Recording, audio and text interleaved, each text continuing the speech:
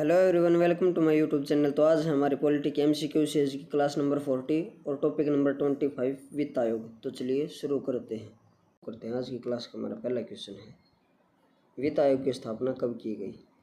1950 में, 1951, 1947 या 1960 में? तो इस क्वेश्चन का right answer option number B, वित्त आयोग की स्थापना सन 1951 में की गई थी। अगला क्वेश्चन है, वित्त आयोग की स्थापना किसके तहत की गई थी? ऑप्शन नंबर ए अनुच्छेद 280, ऑप्शन नंबर बी अनुच्छेद 370, ऑप्शन नंबर सी अनुच्छेद 356 या ऑप्शन नंबर डी अनुच्छेद 226 के तहत? तो इस क्वेश्चन का right answer option number A, वित्त आयोग की स्थापना का प्रावधान संविधान के अनुच्छेद 280 में दिया गया है। और वित्त आयोग का गठन राष्ट्रपति के द्वारा किया जाता है। इसमें एक अध्यक्ष व 4 अन्य सदस्य नियुक्त किए जाते हैं। 4 अन्य सदस्य नियुक्त किए जाते हैं।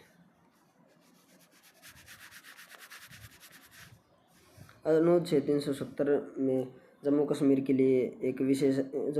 एक विशेष राज्य का दर्जा प्रदान करता था, जिसे केंद्र सरकार के द्वारा 5 अगस्त 2019 को एबोलिश कर दिया गया था। अनुच्छेद 356 में है राष्ट्रपति शासन का वर्णन, यानी कि राज्यों में संवैधानिक तंत्र विफल होने पर लगाया गया आपातकाल। राज्यों में संवैधानिक तंत्र विफल होने पर लगाया गया आपातकाल का वर्णन संविधान के अनुच्छेद 356 में है। और आपातकाल की घोषणा राष्ट्रपति के द्वारा की जाती है। आपातकाल संबंधित प्रावधान संविधान के भाग 18 में अनुच्छेद 352, 356 और 360 में 356 में है। अनुच्छेद 356 के अनुसार है, युद्ध या बाह्य आक्रमण के समय लगाया जाने वाला आपात। युद्ध या बाह्य आक्रमण के समय लगाए जाने वाले आपातकाल का वर्णन संविधान के अनुच्छेद 352 में है। 356 में है, राज्यों में संवैधानिक तंत्र विफल होने पर लगाया गया आपातकाल, जिसे राष्ट्रपति शासन भी कहते हैं। और 360 में है वित्तीय आपातकाल का वर्णन। अनुच्छेद 226 में हाई कोर्ट की रिटों का वर्णन है। हाई कोर्ट की रिट जारी करने की शक्तियों का वर्णन है। अगला क्वेश्चन है, वित्त आयोग का मुख्य उद्देश्य क्या है? पंचवर्षीय योजनाओं का निर्माण, केंद्र और राज्य सरकार के बीच वित्तीय संबंधों को परिभाषित करना, संसाधनों का आवंटन या नीति निर्माण? तो इस क्वेश्चन का right answer option number B, केंद्र व राज्य सरकारों के बीच वित्तीय संबंधों को परिभाषित करना वित्त आयोग का मुख्य उद्देश्य है। नेक्स्ट क्वेश्चन है, वित्त आयोग का गठन किसके द्वारा किया जाता है? रिजर्व बैंक के गवर्नर, भारत के राष्ट्रपति, भारत के प्रधानमंत्री या केंद्रीय वित्त मंत्री? तो इस क्वेश्चन का right answer option number B, भारत के राष्ट्रपति के द्वारा वित्त आयोग का गठन किया जाता है। और भारत में सबसे पहले वित्त आयोग का गठन 1951 में किया गया था। राष्ट्रपति के पद से संबंधित प्रावधान संविधान के अनुच्छेद 52 में दिया गया है। और संघ की कार्यपालिका शक्ति राष्ट्रपति में निहित होती है। संघ की कार्यपालिका शक्ति राष्ट्रपति में निहित होती है। इसका वर्णन संविधान के अनुच्छेद 53 में किया गया है। राष्ट्रपति बनने के लिए योग्यताओं का वर्णन संविधान के अनुच्छेद 58 में है। राष्ट्रपति पद के शपथ ग्रहण का वर्णन संविधान के अनुच्छेद 60 में है। और राष्ट्रपति पर लगाए जाने वाले महाभियोग का वर्णन संविधान के अनुच्छेद 61 में है। 61 में राष्ट्रपति पर महाभियोग की प्रक्रिया का वर्णन किया गया है। प्रधानमंत्री के पद से संबंधित प्रावधान संविधान के अनुच्छेद 75 में है।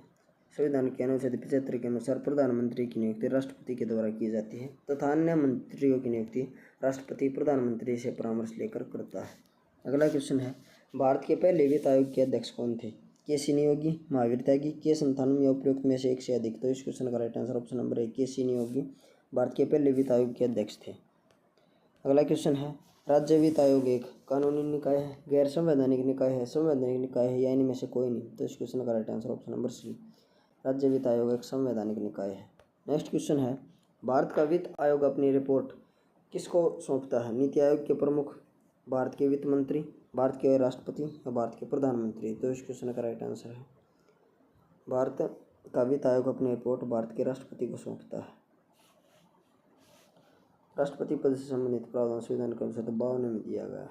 प्रधानमंत्री के पद से संबंधित प्रावधान संविधान के अनुच्छेद 75 में और प्रधानमंत्री पद की नियुक्ति राष्ट्रपति के द्वारा की जाती है। नीति आयोग योजना आयोग के स्थान पर नीति आयोग की स्थापना 1 जनवरी 2015 को की गई थी और प्रधानमंत्री इसका पदेन अध्यक्ष होता है, यानी कि इस समय प्रधानमंत्री नरेंद्र मोदी नीति आयोग के पदेन अध्यक्ष हैं। और नीति आयोग को 2 हब्स में बांटा गया है, team India hub and knowledge and innovative hub. Team India hub राज्यों और केंद्र के बीच समन्वय स्थापित करता है और knowledge and innovation hub NITI Aayog को और बेहतर बनाने का कार्य करता है। अगला क्वेश्चन है, केंद्रीय वित्त आयोग के संदर्भ में निम्नलिखित में से कौन से कथन सही हैं? वित्त आयोग में 1 अध्यक्ष एवं 6 सदस्य होते हैं। यह कथन गलत है, क्योंकि इसमें 1 अध्यक्ष और 4 सदस्य होते हैं। यह अपना प्रतिवेदन नीति आयोग को प्रस्तुत करता है। यह कथन भी गलत है, क्योंकि वित्त आयोग के द्वारा अपना प्रतिवेदन राष्ट्रपति को प्रस्तुत किया जाता है, राष्ट्रपति को। तो इस क्वेश्चन का राइट आंसर ऑप्शन नंबर 1, न तो 1 और नहीं 2, यानी कि पहला कथन भी सत्य नहीं है और दूसरा कथन भी सत्य नहीं है। ये दोनों ही कथन गलत हैं। वित्त आयोग में 1 अध्यक्ष और 4 सदस्य होते हैं और यह अपना प्रतिवेदन राष्ट्रपति के समक्ष प्रस्तुत करते हैं। नेक्स्ट क्वेश्चन है, भारत में वित्त आयोग के संबंध में निम्नलिखित कथनों पर विचार करें। संविधान वित्त आयोग के सदस्यों के लिए विशिष्ट योग्यताएं निर्धारित करता है। भारतीय संविधान का अनुच्छेद 280 केवल केंद्रीय वित्त आयोग का उल्लेख करता है, न कि राज्य वित्त आयोग का। अपनी स्थापना के बाद वह भारत के कुल 16 वित्त आयोग नियुक्त किए गए हैं। NK सिंह के नेतृत्व में 15वें वित्त आयोग में करों के वितरण के मानदंडों में जनसंख्या कारक को अधिकतम महत्व दिया गया था।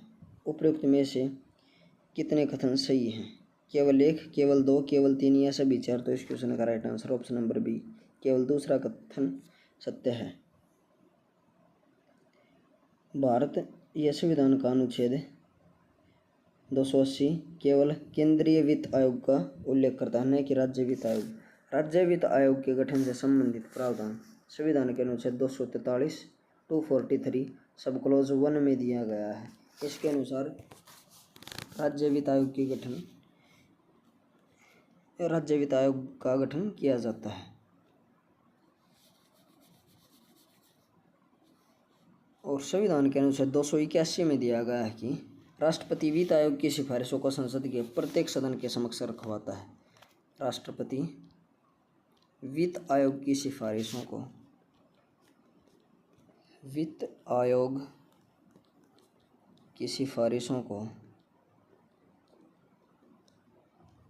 संसद के प्रत्येक सदन के समक्ष रखवाता है। संसद के प्रत्येक सदन के समक्ष रखवाता है। इसका वर्णन संविधान के अनुच्छेद 281 में किया गया है। और इसी के साथ ये टॉपिक खत्म होता है। अगर आपको वीडियो अच्छी लगी हो तो वीडियो को लाइक एंड शेयर करें, तो चैनल को सब्सक्राइब करें। Thank you.